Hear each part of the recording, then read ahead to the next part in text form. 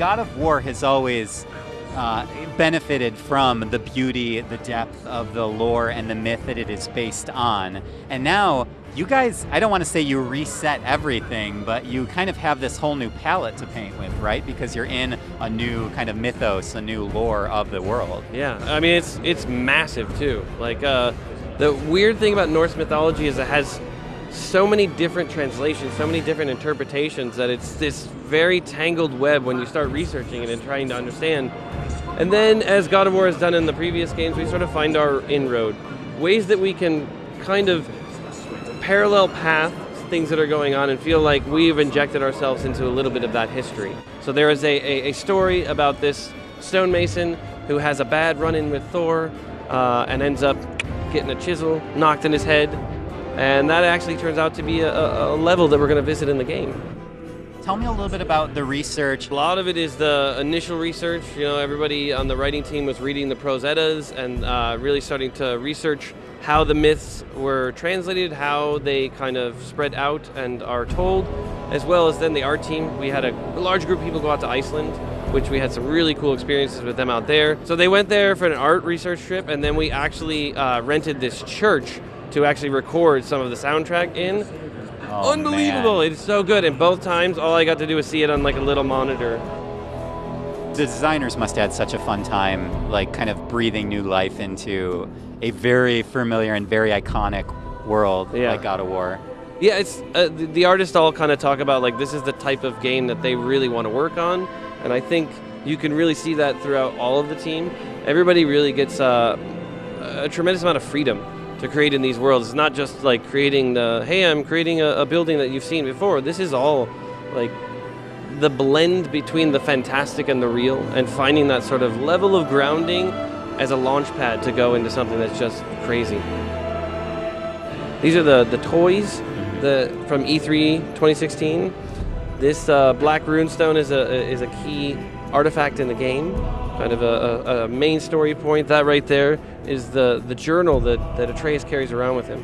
So at that time, books were not really used. They did not have bound books. So this was an unusual thing in this world. And this is kind of the way that we link all of our UI together. So you're going into his journal. Through his journal. Yeah, and it's a really neat way because you're kind of getting this insight into Atreus a little bit because it's in his voice. These are the various knives that they have. So Kratos' knife and the mother's knife. You know, these are kind of things that you pass on, right, in your family. So the idea of in the E3 thing, it was like your mother's knife, this is yours. That passing on of the knife is that sort of rite of passage for him, this idea that he is going to begin a new phase of his life.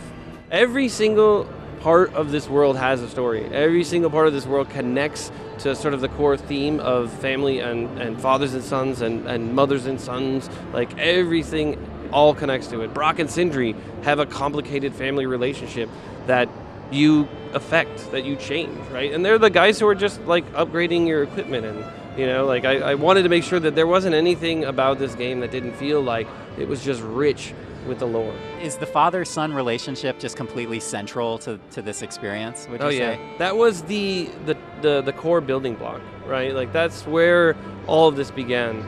It began with that idea of like, all right, he is a character that everybody feels they knows very well, right? That Kratos is the sort of one-note vengeance man, and we needed a reason, I think, for him to change or desire to change, right? And I had my son, and there was a shift in me that I want to actually be a better person in some ways, a bit more patient, right? And it's a constant struggle, a journey, just like the journey that he is, right? The early years of Atreus and Kratos' relationship, when his mother was alive, you know, she spent most of the time potentially with this figure here. This figure is the mother, and you know, and again, lazily as a writer, I'm pulling so much from my own life, is that, you know, I spend a lot of time at work, so my son spends a lot of time with my wife, and you know, in some small way, this is a reflection. Although Kratos really is struggling with figuring out how to relate to his son, right? Because he carries a tremendous amount of baggage, being responsible for, spoilers, the death of his previous family. So I think he feels as any child would, that his dad doesn't like him. And Kratos just doesn't understand how to relate to him yet. He knows he needs to figure it out, but it's always that thing he's going to do someday in the future, right? Yeah. And then combine that with the fact that he doesn't know that he's a god, but he's experiencing all these bizarre things, right? Which he sort of has to internalize because no one's talking about any of those things. So it's definitely a very heavy weight for him to bear. This is kind of one of the starting emotional and narrative starting points to the story, right? This is Kratos' house. So this is basically standing right out front of Kratos' modest home. And the whole game is filled with all these little details of like, right here, this is kind of a Norse blessing to kind of protect those who live in the house.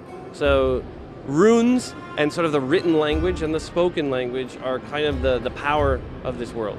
So they use it to, like the tattoos that Atreus has all over are kind of like steady mind. He has that tattooed on the back. And then, you know, strength and precision for his sort of bow draw arm. So it's kind of a neat way to fold in this sort of language into the world. The sun's ability, to contrast what Kratos' abilities are, brute strength and power, and the sun's ability is, I have intelligence, right? I have the ability to understand others, so much so that he actually can hear the sort of feelings and thoughts of other creatures. So he has this sort of empathetic angle to him as well. It's fantastic. Chris Judge, our Kratos, put it the best in an interview I was doing at PSX, I think, when he said, how can you father if you've never been fathered yourself, right? And it's like Kratos' complex past of having, you know, Zeus as a dad and having his dad try to kill him really kind of damaged his ability to understand what fatherhood really should be. And I mean, Zeus obviously had his own psychological cross to bear because his dad tried to eat him. So really, like, mythology is wonderful.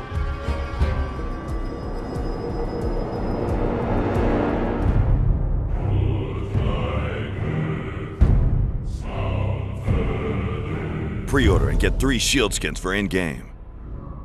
PlayStation